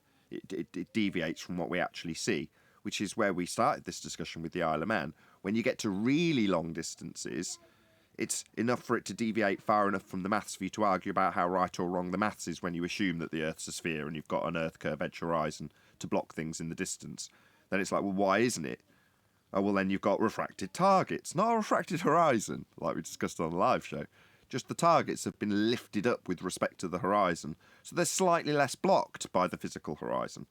But that matches 8 inches per mile squared when you actually do the maths and compare it with linear perspective. QE was the first to actually put it into those words. So one of the slides on the old slideshow had it with the wind turbines. I'd asked Ranty, he'd gone and got a picture of these wind turbines that loads of people were saying, oh, they're falling over the curve of the Earth when they're just getting smaller into the distance. So I asked him if he could go and dig out a side profile at about the same distance, because he'd been all around like a bay around these wind turbines. So he just by chance had an image of them in side profile. And obviously they all just line up in a great big massive line along the horizon when you look at them 90 degrees from the view that people were saying they're falling over a curve, when in reality they're just lining up with linear perspective. And that's all they're doing. They're just getting smaller into the distance. Not going over any bloody curve. But yeah, they've hijacked it. 8 inches per mile matches reasonably well up to about 1,000 miles, I think, when I last looked at it with Adam, and then prior to that I looked at it with Chris Monk. According to George Netchuk, it matches perfectly for the whole globe. He corrected a few people on that one time, and QE has the audio of it. That's what he said. Wait, so I don't know. You recognize the machination by accident? Wait, one of them, it was either Soundly or George. One of them was saying got corrected by not. George. Yeah. One of them was saying it is accurate, and the other one was like it's not accurate. I've seen that a lot with George. George gets a bit confused and will take a globe Earth rhetoric position because he studies, and then he'll put it up against someone like Rumpus, and the Rumpus will disagree with him because the Rumpus has got to subtly infer the anti-flat Earth rhetoric and all of the overcomes for the problems that the globe Earth rhetoric, when it stands alone, has. So you'll see George and Rumpus arguing about something like Coriolis effect, and they'll double speak back and forth, and they can go on for an hour and a half. Is George the guy that was shaving? Yeah, that's the face shaving. Yeah, that's insanity. Yeah, when I had him on the ropes. No, that's compulsive stress-related behavior. Yeah, because his paradigm is being challenged. It's another one of those occasions that I won't leave my mute button and go on someone else's show. Yeah, that occasion with George Netting, where I absolutely handed him his own ass and he started shaving on a live show rather than talking to me. But by the way, I heard the full killing Coriolis. It's hilarious. Yeah, that was fantastic. I had to really carefully consider what I was going to trim out. So it was an hour-long show, and I ended up with 2 roughly 8 or 9 minute clips. But I'm not even kidding. I listened to that not just for enjoyment, but to figure out what I was going to use from it. I must have listened to the entire hour-long piece about 3 times before hacking it down to those 2 pieces. But because I've made such a big deal of it prior to editing it on Ballbusters, I really did want to make a good job of the edits. So I did put quite a lot of effort into making sure that there was really good timing with the diagrams that came up showing what Coriolis is, so that it made perfect sense and there's a sort of rhythm to the video, that you can nod along to as you understand what's going on and how the opponent's double speaking, and in one instance asking me to explain why there's a double speak contradiction in his religious belief. But I don't know, I work quite hard on those videos. They haven't had a great number of views, which is a bit disappointing, but such is life. This is how the Jackson, hold on, this is how the Jackson 5 broke up. Michael started going out on his own, and that was it. Michael Jackson Thriller. You were great without us. Are you breaking up the band?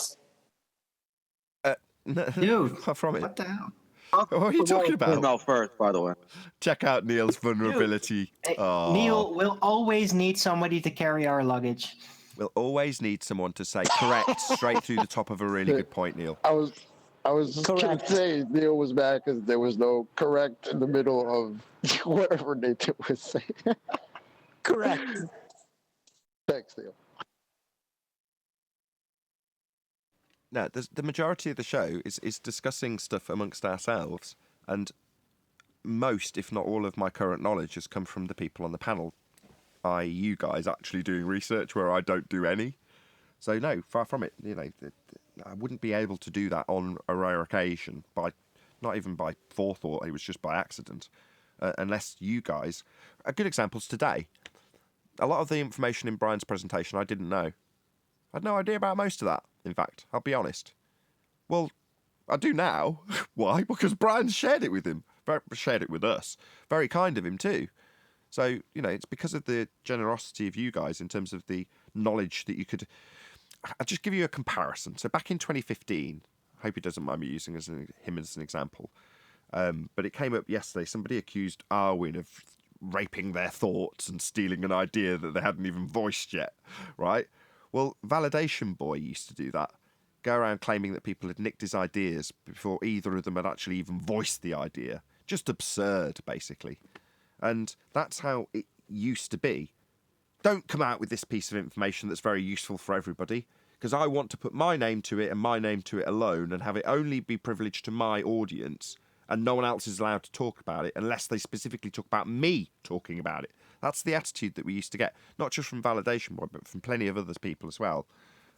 Whereas here, I like what I do because you guys are the panel. It makes what we do exciting every day. So, no, Neil, quite the contrary. You know, to flip that on his head, I'd sooner ditch the entire Discord server. No offence, guys in Discord, sorry. What it means is there's no way he's going to start researching. So there's no way I'm going to do any work. You schmucks can all do it for me. I liked the... I listened on purpose because obviously you'd made that declaration on Saturday in terms of, I'm done dealing with anti-flat earthers like this now. I'm just going to call them. And I can see why. If that was for an hour, yes. But it exemplified exactly why that seed change should occur. That hour was me explaining to a dude how he's going against his own religion. Now, that took an hour, but prior discussions about Coriolis effect, with you trying to reposition what they should be claiming so you can argue against it to debunk it, that could take 3 hours. Sod that. Now I'm just more... I know what Coriolis is. You know what Coriolis is. A good chunk of the audience who are regulars know what Coriolis is. Now, for my audience's benefit, if nothing else, the subject question has got more interesting. Why don't you believe what the globe claims? Oh, well, I think the Earth and atmosphere spinning. Oh, that's fascinating. Why don't you believe what the globe claims? Far more concise, isn't it? Now, that still might turn into an hour-long discussion as they say, why are you saying that I don't believe what the globe claims? And like in that video, the globe claims Coriolis effect. Full stop. Everyone knows it. Everyone's heard the term. It's almost exclusively associated with the globe for most people. It's not. Has nothing to do with the globe in reality and is genuinely an effect you can observe, just not on a turning Earth. But most people, you say Coriolis, and they think of an Earth that's spinning. So most people know what the claim is. I don't have to spend any more time explaining to them that they're going against Coriolis effect when they describe something that it isn't. Now, if they don't understand what it is, it might take a few more minutes to explain to them what Coriolis actually is, you rotating beneath stuff to see it drift. But that shouldn't take more than about 5 minutes. Well, I'm hoping to, like with Coriolis effect argument when it was arguing against technically Globiolus, that eventually got down to about 20 minutes, 10 minutes in some instances after editing. Well, I want to get it down to 3. Why don't you believe in the globe, then? I do. I think Earth and atmosphere spin together. No, the globe claims drift. Coriolis effect 15 degrees an hour. Thanks, Bob. Why don't you believe that? So it'll go on. I loved it because I feel like we've gotten to the crux of my sentiment, which is why every time I brought up Smoking the Grass Tyson being all up under the bus, and by the way, I like the thumbnail for him under the bus. I laughed at that. But that was like this whole thing that you're doing. This has been my point every time I've brought that up. Every time I appeal to their authority, because that is their authority, right? So it's not even being fallacious. This is just their subject matter expert in this particular subject. But why do you choose to go against them when they have specific claims, but you have other claims? So, yep, this is awesome. Indeed. And, you know, pride gets the best of a lot of us, me included, and having a good knowledge of Coriolis meant that I wanted to put it to good effect by correcting anti-flat earthers where they are wrong, get them to assert what is correct so I could debunk it. Well, I think anybody watching has had that so much now that they all understand. They understand what Coriolis is, they understand we should be turning underneath according to the globe claim, and that would have consequences. Well, the moment they, on the anti-flat earth, realise that the consequences aren't in effect, they're going to start arguing about why we don't have the effect. Back to, why don't you believe that the globe's got Coriolis then? We don't either. Nice to have you on our side in a kind of weird way. Yep. Hey, who was he trying to educate when the video first started? When you came in, he was trying to explain something to somebody? Who was that in Discord? I don't know, I was busy uploading, so I didn't... But like I that say, was just, Extremistus, right? yeah, I could just hear him in the background and I wasn't looking at the stream because I thought I'd closed it all. So I just went into autopilot and started uploading the show and all the rest of it. And at some stage, after shutting the majority of everything that I'd used to record down, I just turned the mic back on and pressed record on OBS. I just loaded it back up with whatever it had. That's why it only had the Flat Earth debate. That's the last frame on the video that goes out at the end of a show. So it just had that. That was just what was on OBS and that was all I could use. So I was just like, well, that'll do. I only really need the audio. So I just clicked record and off it went like that. But I wasn't intending to do that. I had no intention. It's just I must have missed the phone button on the Discord server when I was shutting it down.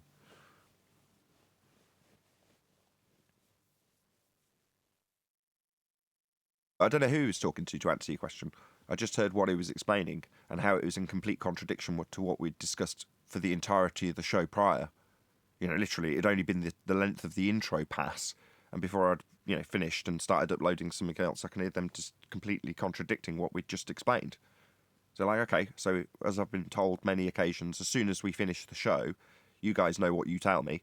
Oh, they'll immediately contradict what you've said. I'm like, I don't care. It's not being recorded at that point. I know I'm not there, and I've not got infinite time to dedicate to Discord, and I'm not recording.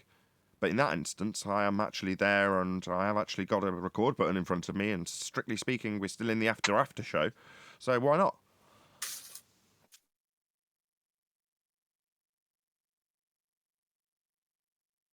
I'm curious as to why you would think that if you have a citation that literally contradicts itself, why that would help your argument.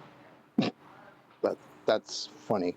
Because they blame us. They think we should have to explain why the globe contradicts itself. Literally, any issues or faults with the globe typically get projected onto us. Like you and your reference frames have been ruined? You mean because the globe fails in its claim of Coriolis, you're going to tell me that my reference frames have failed? They just project the globe failings onto us. Whereas now, we're going to just, rather than arguing with that, hold up a mirror as soon as you possibly can. Because that mirror is their own claim reflected back at them. And their own claim goes against the globe.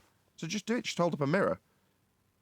And hold your face next to the mirror. Check out how alike we look. I don't believe Coriolis either.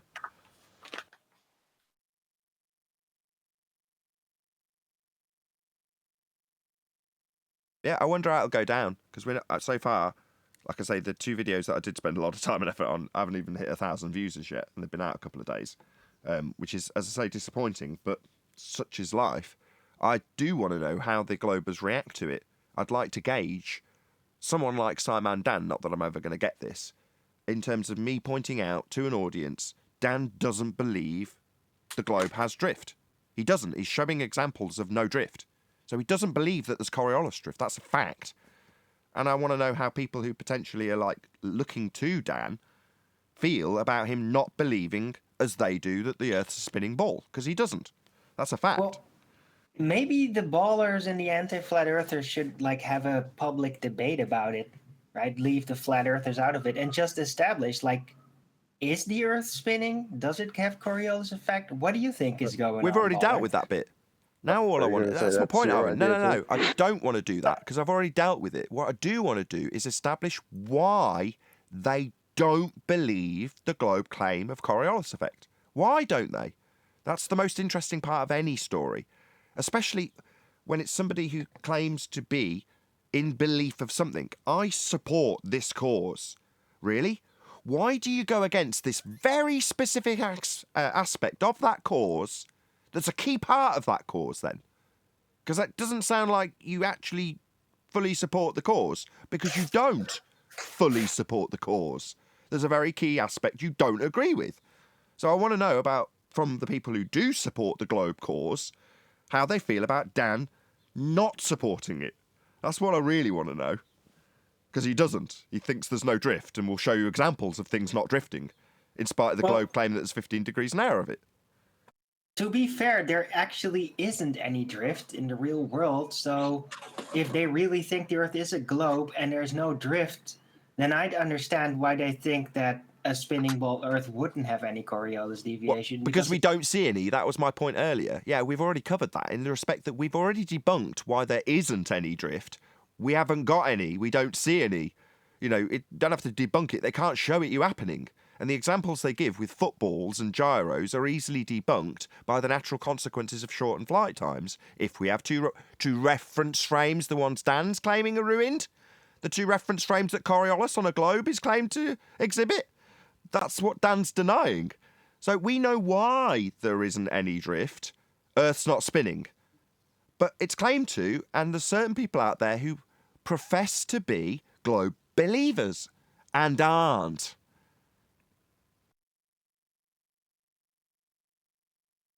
Ooh. It's about the belief aspect. Yeah? You don't have to prove we spin. The globe Earth's a belief. Like any religion, you got to have faith. Not proof, faith. But Dan doesn't have faith that we have drift. He's explaining why there's no drift, giving examples of no drift, telling flat earthers that the reference frames the globe claims are ruined. So he doesn't believe in the globe. And I want to know why. Without faith, it's impossible to please Ball. Any globe believers in here can tell us all about the Coriolis effect, and then show us where that's happening. It isn't. Please. They're never going to show deflection because we turn underneath stuff. Because if we did, we're turning beneath stuff and it shortens flight times. So we're never... I don't want to have that conversation ever again. I'll summarise it till they're blue in the face every time someone suggests, like you have, Chocolate, that we should. Hold on. The pilot said you will see it, but very slight, so you won't be able to make it out. It's claimed to be 15 degrees an hour by the globe, a pronounced effect that you can observe in the stars or footballs or gyros or bullets.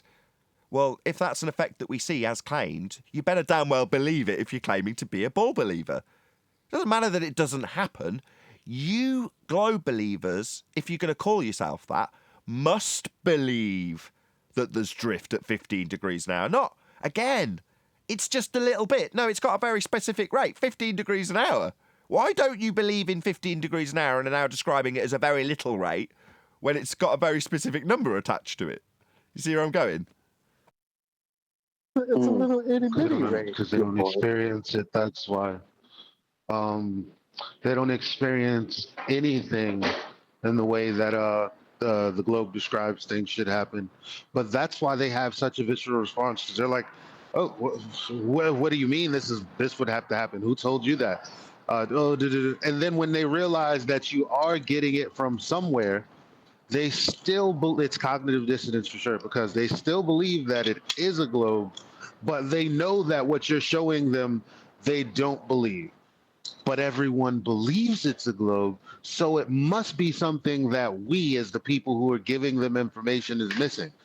So what happens with this person that's trying to hold on to the belief that it's a globe is they begin to ad hoc explain away what they themselves also know to be contradictions, which is why they try to stop us, preempt us, so that they can say, no, no, no, no, no. What they're describing you should see isn't what you should see. What we're seeing is what you should see, which is why we're always saying they're hijacking reality. They're hijacking things or aspects of the argument that we have, and they attribute it to their side, but that never has anything to do with the actual globe. That's why they're anti-flat earthers. So that's not true.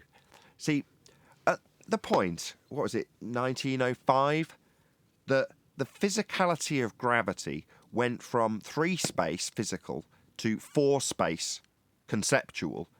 They removed an aspect that is claimed to be testable in physical reality into pseudo-Ramonian 4 space time bending. That was 107 years ago. But that removed the physical aspect that could be shown to be untrue into a quasi-dimension that doesn't exist. That's space-time. Well, we live in a generation, we live in an era where we have a globe claim, and it's the current Western world religion, that has a testable physical effect. It's called Coriolis effect. It's induced by the claim that globe turns beneath an inertial reference frame to see things drift, and that effect, physical in nature, it's apparent, meaning we'd see it, can only take place if we're turning beneath things. And we're not. So this is one of the last remaining, and correct me if I'm wrong, if you can name a different one, I'm more than happy to concede, but you name another physical aspect the globe claims we will observe that we don't. So while I used to shy away from this argument and despise it because of the amount of convoluted nonsense and 3-hour discussions that would revolve around it, that's required. Because you better be damn sure that when we get to the point that there's a physical aspect that we're supposed to be able to test here, let's start testing it. And we'll see very quickly it doesn't happen, and the excuses that we've had from people who, like Dan, don't believe that there is this claimed physically testable effect to see. Apparent deviation should be observable. It's called Coriolis effect and it's claimed to happen. It just doesn't. That's devastating if you can get that to the concise point that there's a physical effect claimed that doesn't happen. Now, maybe in 100 years from now, our counterparts, 2 or 3 generations on, will be talking about the good old days 100 years ago when we had an opportunity to point out there's a physical effect not happening and shout it from the hilltops. And instead we chose to argue for 2.5 hours against Globiolis. Instead of saying AI, they say there's something that we could physically see happening, and we don't.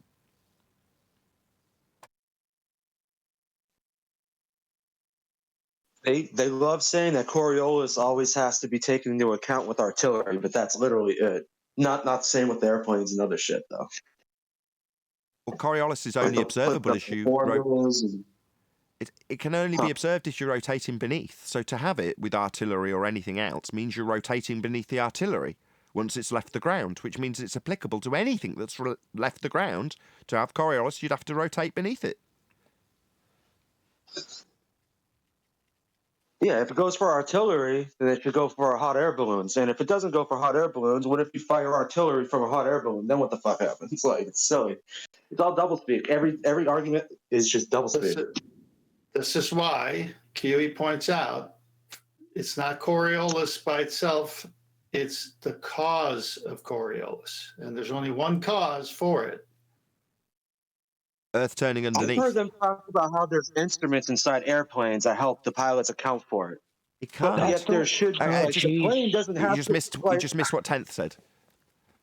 so when QE breaks down Coriolis, he explains that the cause of Coriolis, which is claimed by the globe claims Coriolis, is you rotating beneath. That's the cause of it. So to have it on a globe Earth, you're rotating beneath things. That's just the facts of the matter. If we're, as claimed to induce Coriolis, rotating beneath things on a sphere Earth, then we're rotating beneath aeroplanes and hot air balloons, as you point out.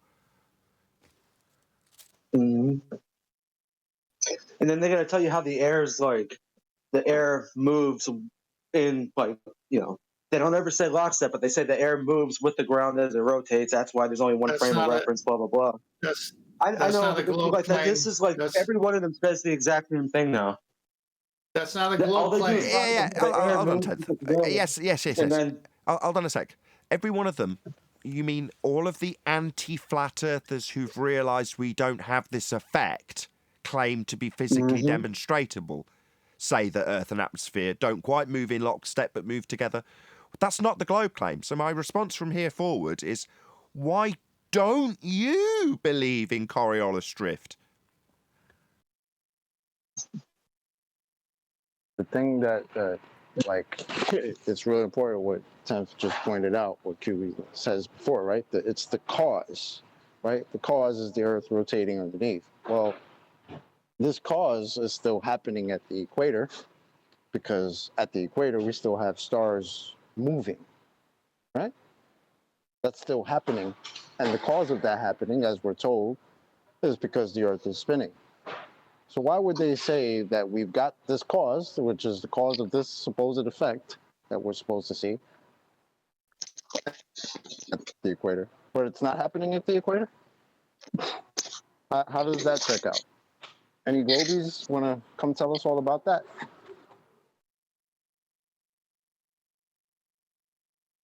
Globe deniers, globe believers, anyone? The guy who's just talking in Discord, if you're done, can you just pop yourself on mute? You're just causing quite a lot of background noise. oh my bad.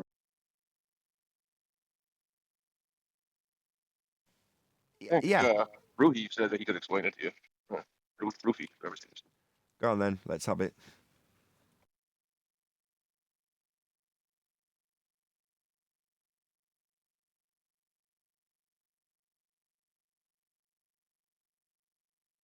I'm not hearing anything. Explain that now, or he said that somewhere else? That was really concise. I'm sorry, yeah, he said it yesterday to tag him if you brought it up, and he would explain it to you. So I tagged him and see if he shows up. Oh, we're going fishing, are we? All right. So he's going to explain Earth turning underneath objects.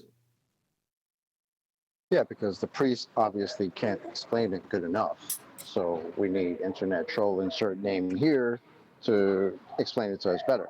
Yeah.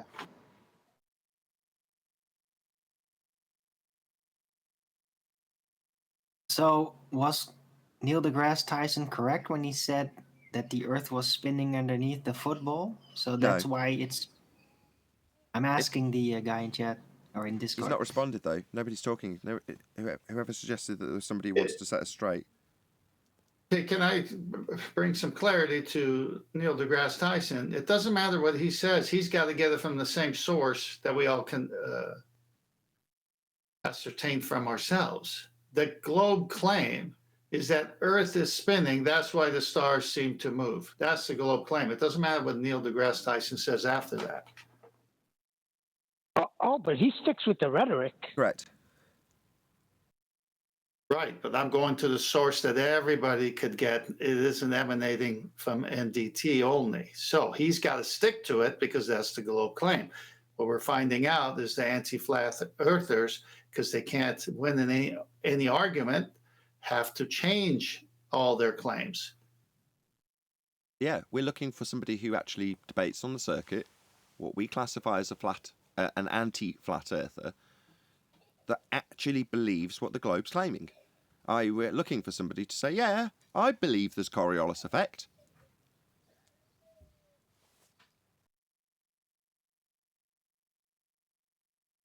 That would be Ruhif. Ruhif is going to come in and tell you all about how we won't see any drift. That's not Coriolis effect. There's claimed to be 15 degrees of drift per hour. So if he's going to come in and tell us how there isn't any drift, that's him not believing in Coriolis drift at 15 degrees an hour, isn't it? Yeah, we got to question him. Oh, Why yeah. he's not believing the globe.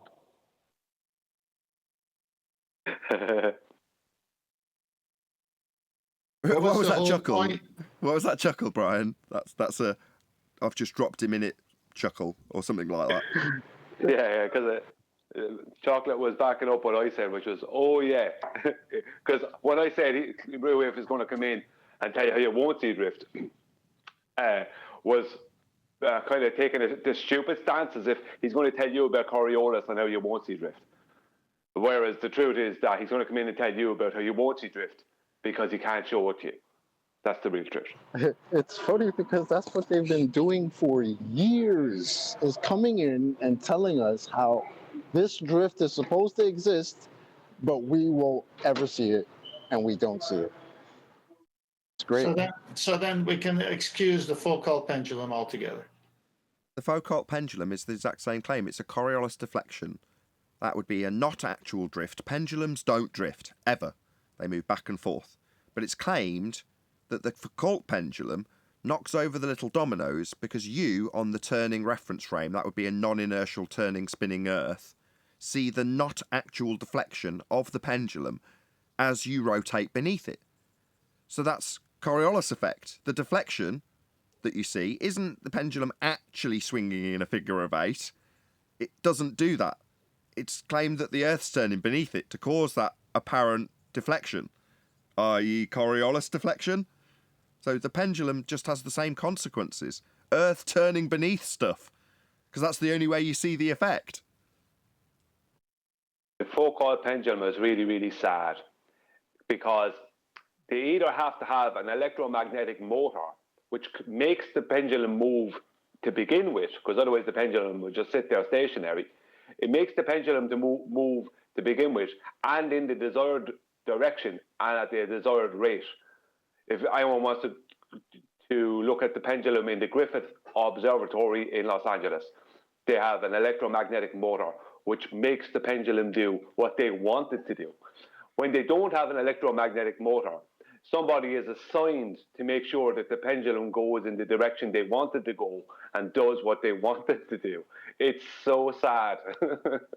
Yeah, because they haven't got a natural effect to actually observe in nature. So like with Cavendish and gravity 107 years ago, up until then they had an apparatus that claimed to show a physical effect in nature and an explanation for it scientifically with their actual pseudoscience parlour trick called Cavendish.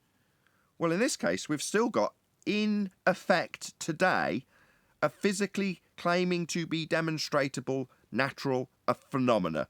That would be the not actual deflection we observe because we're turning beneath things on a spinning Earth. Yeah, we don't observe that effect.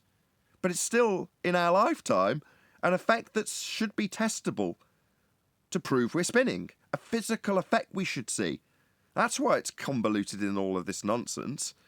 Because it's something we should be easily saying, you say we see this effect and we don't.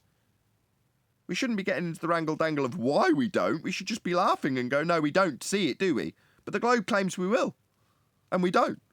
So we haven't got this physically claimed to be happening in effect. You need to start creating another pseudo-four-space type equivalent for Coriolis deflection and rename it. Because we haven't got this effect. Like we didn't have mass attracting mass 107 years ago, and there was a necessity to take that globe Earth rhetoric into a place that nobody could test. But we've still got something, Coriolis drift. We should see it if we're on a turning Earth, and we don't. So I'm going to labour this. I think it's a great point. It's gone from my least favourite subject to my most favourite subject in about a week, with a few realisations. It's been my favorite. Yeah, well, it puts them in a position to answer questions. Why do you not believe what the globe says? Yeah, starting with Simon Dan. Why don't you believe in Coriolis drift at 15 degrees an hour, Dan? I mean, your followers are relying on you to be a good representative, a good ambassador for the belief in a globe.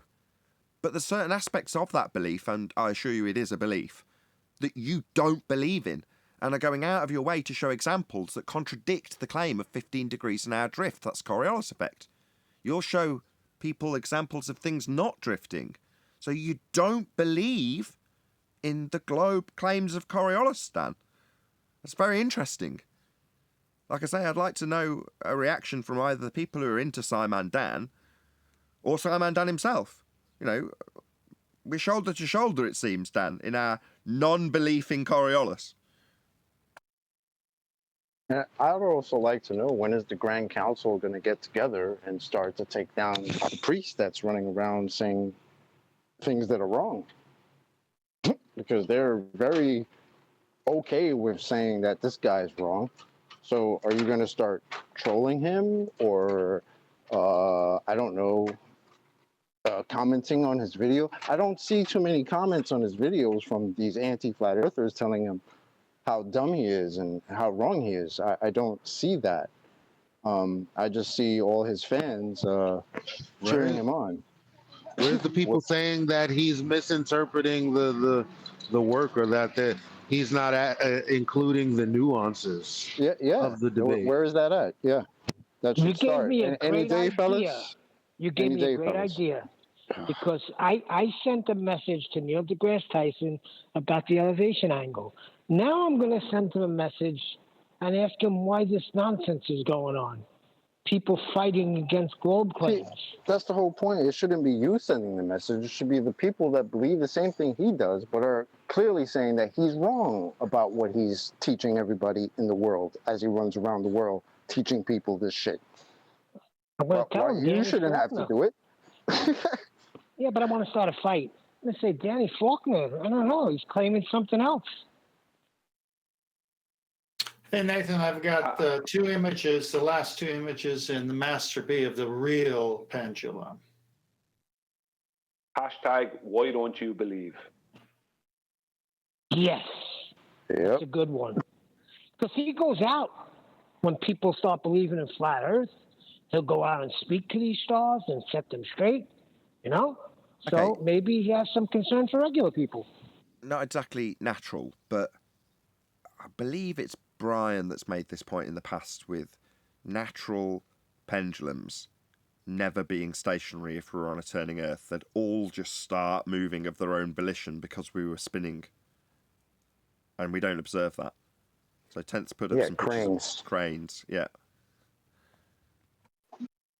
Oh, you mean like when you go to when you take your child to the fair when it comes into town, and they have those rides with the swings attached by some chain to the roof, and that thing spins, and the more it starts to spin, you know, you get what I'm saying.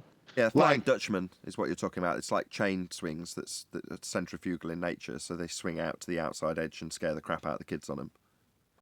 Exactly. Yeah, all the carnivals. Everything that rotates does that. The moment they start rotating it, that's what happens. That's like a perpetual swing set. Yeah, Nathan, I did say that to you before. Yeah, I did.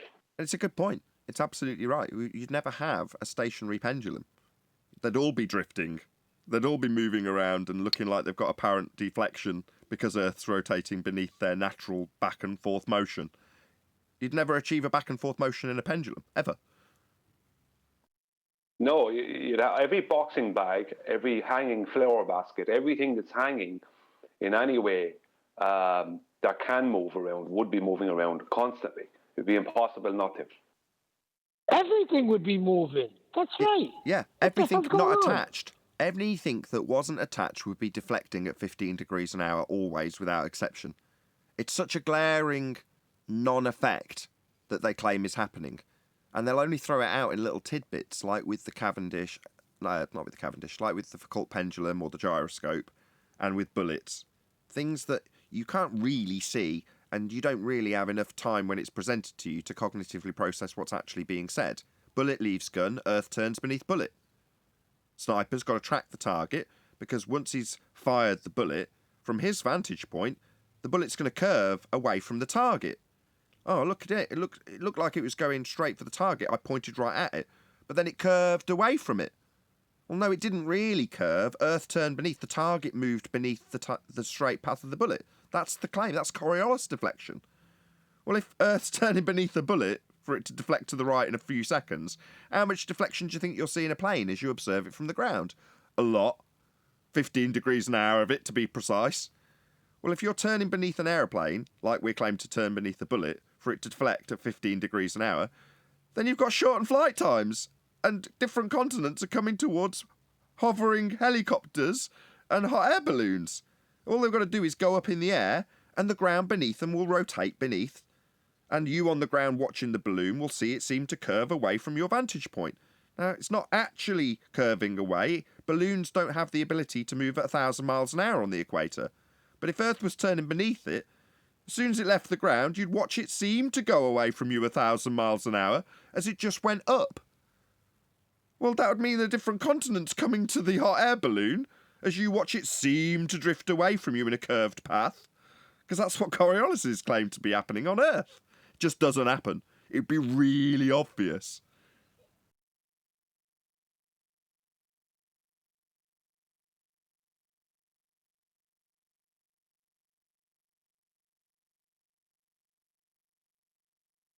Thanks for the photo. 10th. I remember over the years. Sorry, Dan, do you want to say something? No, I'm just going to say that. Yeah, no problem. I remember over the years, I'm sure you've all heard it, when we point out that we don't see what we would see concerning the claim that we're on a rotating globe. What they tell us, and I don't know how many times I was told it, no, you just don't understand the globe. And they make it out as if you're stupid. That's what they do. Yeah, that's why I got so sweary with Projecting. the extremist guy. So if you listen to the full hour show, I didn't edit any about it, I absolutely lose my temper with him and swear profusely at him. Why?